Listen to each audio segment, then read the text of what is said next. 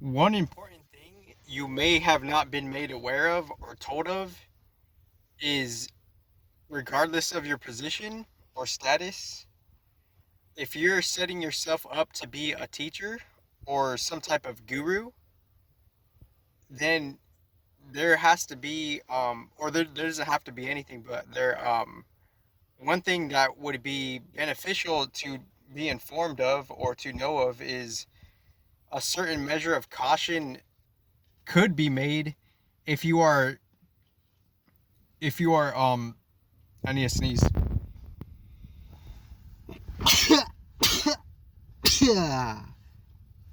Excuse me for that. Excuse me. But rolling rolling back with the rolling back with the punches. Um and I'm thinking about this song I'm gonna make as well, but I'm not gonna introduce it in this video, of course. But one thing that, the gurus, which they may have never even heard of, and maybe they have, because there's so many different levels of gurus, and anybody could just use that word to call themselves a guru, and whether they are a legit, authentic guru or not, there's still, like, nuances of what to be aware of within having that title and using that title, and how you're navigating within the field of fields. And what I mean by the field of fields is how you're in your own bubble, you're in, like, and then we're in a bigger bubble that's transforming.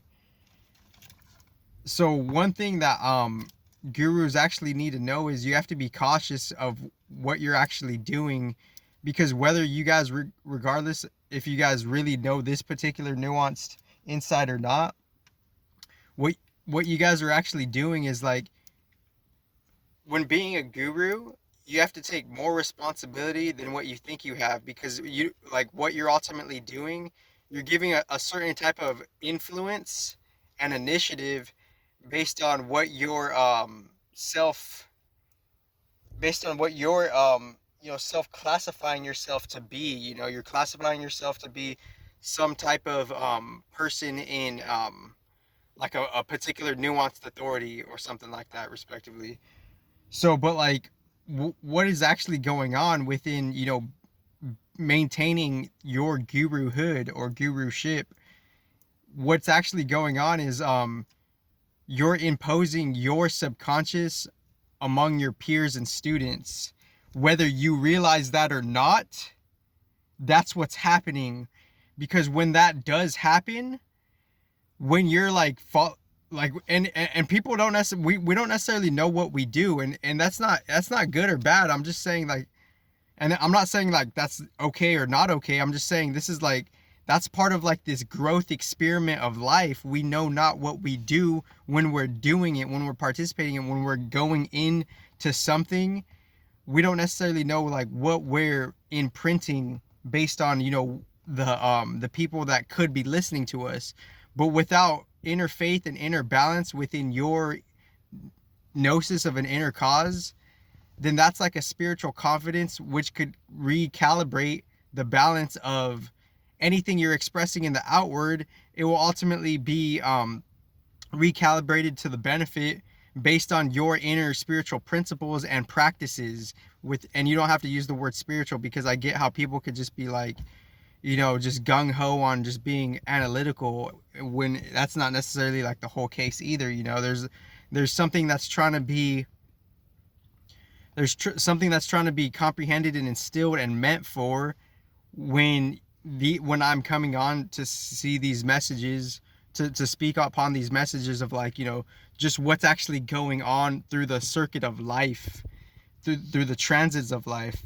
So what's going on is, like, when you're a teacher, you have to take more responsibility, and some teachers don't know it. And I'm not saying that's not okay, and I'm not saying that's okay. I'm just saying that's a thing on its own. Like, that we're all, like, kind of, like, playing it by or working with what we got and playing it by ear and whatnot, and all the other, jazz that's relevant to what it really means for self-discovery to take place. Because the self-discovery is obviously endless, but there's, like, powerful, like, prominent points of like amplitude and amplitude and you know and magnitudes of like what, you know, how profound experiences could like, you know, kind of ground us after, you know, it could have may have happened whenever it has happened. But that's like that's like fluctuating. That's its own wavelength. And when you're a guru,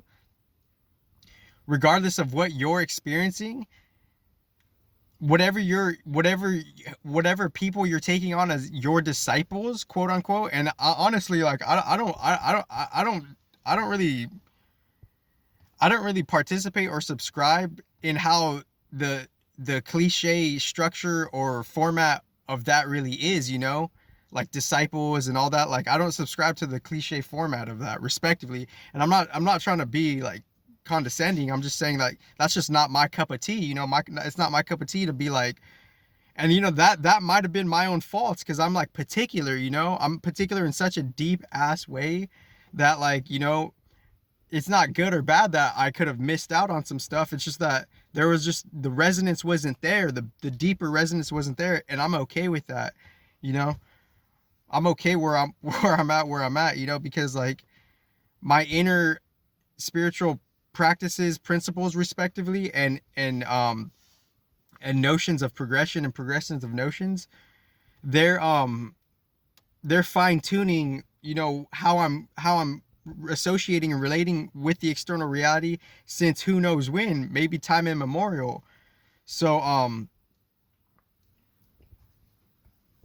and within that there's a certain type of like romance and play that you have to have with life itself, you know, because you can't like if you treat life like a female or if you treat life like a woman, you know, she's gonna like want to always be kind of like, you know, appreciated. She's gonna always want to always want to be like not necessarily tested, but just like put on game, you know. She wants to be put on game. She wants to be disciplined, or she wants to like she's looking for structure, you know, or she's looking for some type of fairness, right? So life is like that. So if like you're not treating life right, eventually life's gonna respond to you however you're treating life, you know.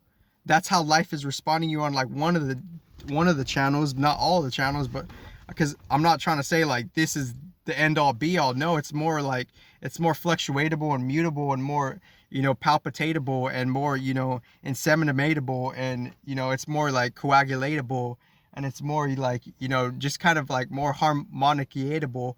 So pretty much like seriously though, it's more there's a secret harmony that we have to achieve within life every day, because if we don't, you think something outside of you is disappointing you, but you don't necessarily realize that you're disappointing life itself because you're not meeting life's quotas for what it's demanding of you. And when you're not meeting life's quotas of what it's demanding on you, that's why you're feeling the default way that you're feeling right now, because there's something you're missing within life's puzzle that you're not necessarily doing, you know?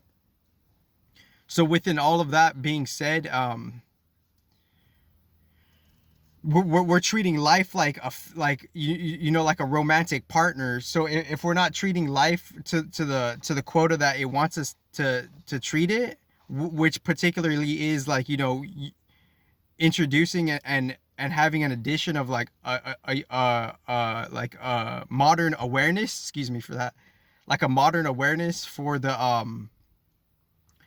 just what we could do as far as self-correct ourselves with how we're influencing life and how we're receiving the influences of life. Because obviously, like, you know, the emotional work, I wasn't the best, like, you know, emotional intelligence person in the past, you know, like I could have received criticism like not so well, but within like, you know, the unraveling of life, hopefully I could, you know, hopefully there's some grace where I could receive life. Well, we could also recognize how we could be influencing life, you know. So if we don't see how we're influencing life, life could check us on that in itself. So here, this is a caution to the gurus, because it's like you're not necessarily seeing, and this is this isn't a neutral perspective. I only got like 1 minute on this doc, but and here's like, you know, the main standpoint or whatever. You know, the gurus themselves, you guys are like subconsciously imposing your whole like life onto like them, you know, because like your mission is within everything that you do, and the mission is like it's gonna influence most directly your students. And if you're not necessarily completely aware of that, then you're not gonna necessarily take the full responsibility that that position is also ultimately asking for. And if you're not going to take ultimate responsibility, then there's a nuanced level of a probability or a chance of like you developing some type of nuanced resentment. So like that nuanced resentment isn't necessarily necessary if you know, like, what the trick is in, like, we're not necessarily supposed to take the titles unless it's like, unless life is officially giving it to us. Is life officially giving it to us? Because if you're falsely taking the titles, then you're going to create